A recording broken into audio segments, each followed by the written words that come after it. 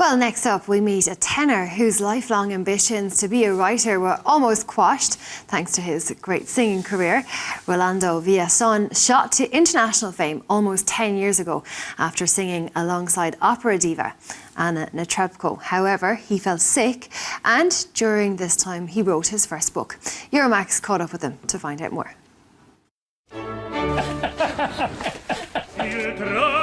Rolando Villazón is one of the world's best-known tenors. With a powerful voice and superb stage presence, he's a born entertainer. But the acclaimed Mexican-born singer has another side to him.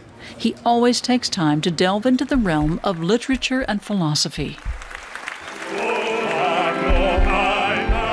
In 2005, he suddenly rose to fame singing duets with Russian soprano Anna Netrebko, and he earned a reputation as an on-stage Latin lover. But singing just isn't enough for Villazón. He also wants to write and has just released his first novel. He hopes to be taken seriously as a writer.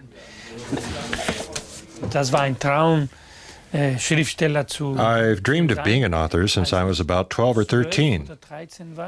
It was then that I discovered books and the wonderful literature of Jack London and Hermann Hesse and Kafka and Sartre and so on. And of course all the brilliant Latin American authors.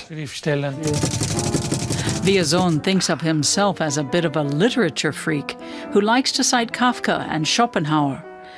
In Paris, he's a member of the Collège du Pataphysique, a philosophical group committed to useless research. During his time in Paris, he acquired French citizenship and also started writing. But then something got in the way of the writing: his career as an opera star. And since then, Rolando constantly juggles his many talents. Music and literature and singing and writing go hand in hand for him.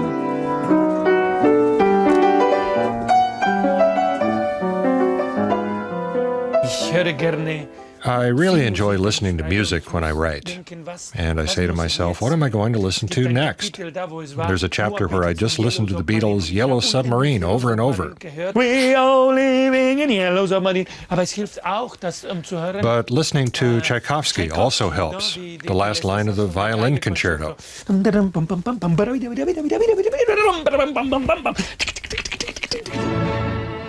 His first novel is about an unsuccessful clown, Maccolietta. Maccolietta is writing a book about his own alter ego, a successful clown called Balancine. The parallel worlds intertwine as fantasy becomes reality. The book is full of philosophical references. Villazón's view is that we're all both clowns and philosophers.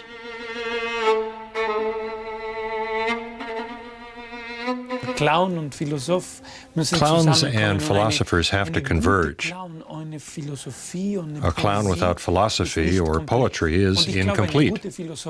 And I think a philosopher without humor or poetry is also incomplete. The novel also has autobiographical aspects, especially when Maccolietta can no longer work without pain because of a back injury. It reflects the problems Villazón had with his vocal cords a few years ago. It was a real crisis, since for months he couldn't sing. But now it's behind him.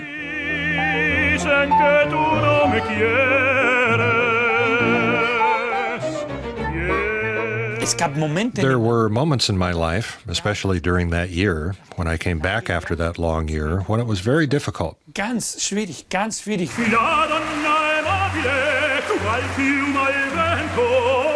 A singing career only lasts so long, but Villazón has enough talent to take on other roles as host, entertainer, and director of major opera houses.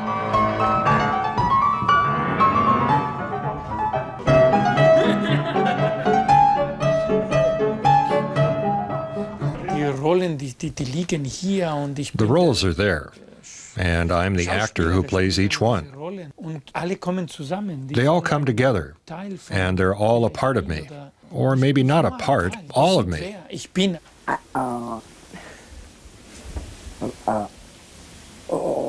Rolando Villazón is a man of many talents who's managed to mix the silliness of a clown with meaningful philosophy in his very own way.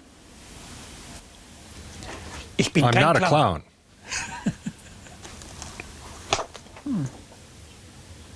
I'm a philosopher.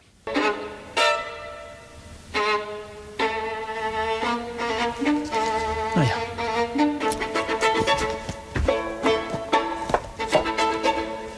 Dun, dun, dun.